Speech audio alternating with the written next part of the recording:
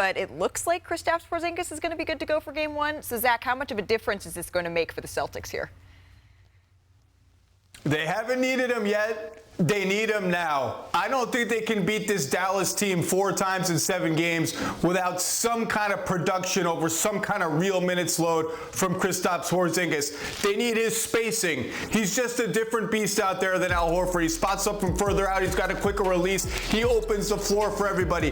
They need his ability to post up switches, because I think Dallas is going to try to switch more than usual in this series to try to bog down Boston offense and make them play one-on-one. Porzingis roasted little guys on switches all season, and they need his rim protection, because you know when Luka gets into the paint and he plays that little cat and mouse game, fake over here, I fake up here, floaters, lobs, those are different kinds of passes when there's a giant 7'3" dude with a long reach in the paint than they are against Al Horford. I think they need him in this series. They need him to play real minutes and play well. Yeah, I'm with Zach on this one. I love his floor spacing, but I think more importantly is his rim protection. Yeah. You know how Dallas has been killing teams with lobs. Lively, Gafford has been on the glass, unbelievable. 100% from the field, I think, in the last series. They need him to protect the rim, stop some of those lobs, obviously stretch the floor. I know his voice didn't say he was excited, but his look, that smirk, looked like he had something up his sleeve. And I think he's more than 100% ready. I think he's ready to surprise some people. He doesn't want the other teams to know. Chess. Yes, this is chess. He's just trying to let them think like, oh, he might be out, but he's playing a game, and I think he's ready. He has something up his sleeve. He's happy where he's at, and he can't wait to show people what he got. Because there was another point when he was speaking with reporters, and again, this is the first time that we've really heard from him since he was injured, where they asked if he was able to run well. Do you feel like you can get to full speed? And he took a long pause before he finally said, yes. So maybe this is all just a little bit of a decoy here. Isn't this the same man that went to social media and said, see y'all in the finals? Like, come on, guys. He's just trying to play it safe just so that when he hits the court, you see exactly who he is. And I've been saying it all season long. He is the championship piece. That was by design for the Boston Celtics. And it starts, as you mentioned, Danny, with his defensive versatility. He's top 5 in the NBA at rim protection. Here he switches, but he's in drop coverage. He still goes to the three-point line, which is so important for bigs, but he's moving those puppies. Perk's not here, but he's moving those puppies, and that's why he's able to be a solid defender for them. But then on the offensive side, he shoots 37% from 3, and look at where the defense is. That's Lively. Look at the vision. His ability to space the floor as a shooter is so important, because not only can he shoot over mismatches, that's Kyrie trying to close out on him, but more importantly, when he stretches the floor, that allows the Celtics to get downhill. I think the big criticism was that the Celtics shoot a lot of threes. That's a product of necessity when you're missing a big-time three-point shooter. With him out there, now Derek White, Jaylen Brown, Jason Tatum, Drew Holiday, they can all go downhill. He is the ultimate balancing factor for their offense and defense. Boston has been the best team all season long, Zach. So how are they going to ride this momentum into the finals and ultimately get that second championship for this franchise? They got to keep defending with the intensity and focus they've been defending, but no, they've been packing the paint in all their series before. They got to be a little careful about doing that against the best three-point shooting team in the league, maybe a half step further out the Boston shooters, and they're going to have to find pathways to attack Boston's defense. Luckily, they have the best player in the series. Dallas can absolutely win this series and be the first 5 seed ever to win the title. Yeah, I'm with you. I think they just need to come in with the same chip they have on their shoulder in the last series. You know, everybody kind of counted them out against Minnesota.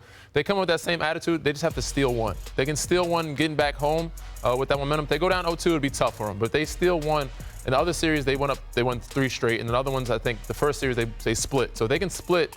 It keeps their young guys confident. It keeps them with that mindset and focus. But if Kyrie can get out of Boston with 1 win, I like Dallas in this favorite. Yeah, and that's so important, the way that they ended the last series. I think a lot of times we take for granted. Everyone's like, you just got to win by any cost. Like, if you can close out series like they did versus the T-Wolves in 5, that is huge, because you allowed Luka Doncic the ability to rest. Because we know going into the finals, if it was a Game 7, he might look different. He may not have that pep in the step. What did we see in the last series? He almost looked like, was it Jimmy Butler? Like, man, I'm tired. But fortunately, I can pass things off to Kyrie Irving as one of the best kings of the fourth quarter, right? But now that he has been able to get rest, they closed it out in 5. He's someone who has led the NBA in usage.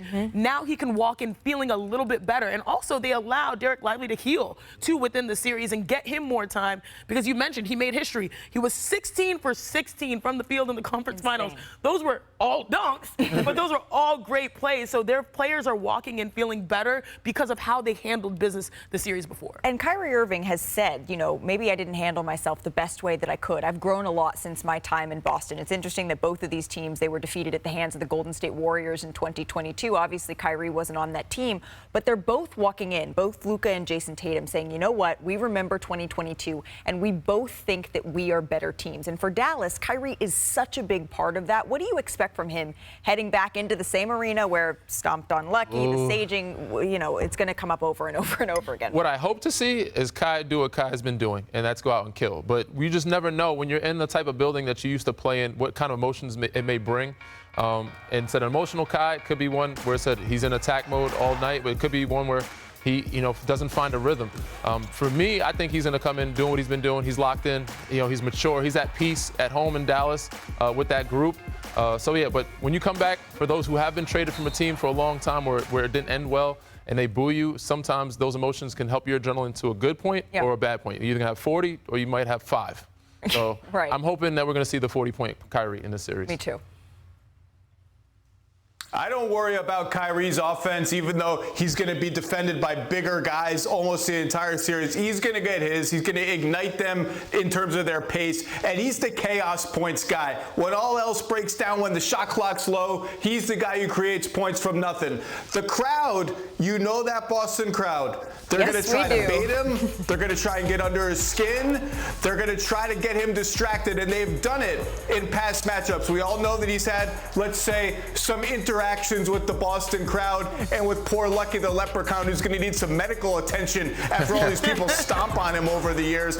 I expect him to tune it out this time. This is the finals. This is a different stage. Maybe at some point one of his teammates will stand up and direct some noise back at the crowd, kind of on his behalf. But I expect Kyrie, he's become the leader of this team, by all accounts from within the team, to tune it out and set the example of, this is not time for fun or hijinks or whatever. This is the finals. Yeah, I expect to see that from Kyrie Irving. We're talking about the guy who hit one of the biggest shots in NBA Finals history. I think he's coming in with that sort of focus and resolve. He knows exactly what's on the line. He knows exactly what is at stake. And when you're talking about the Boston Celtics as the best team all season long, Dallas statistically has been just about that good since they made those huge mid-season trades.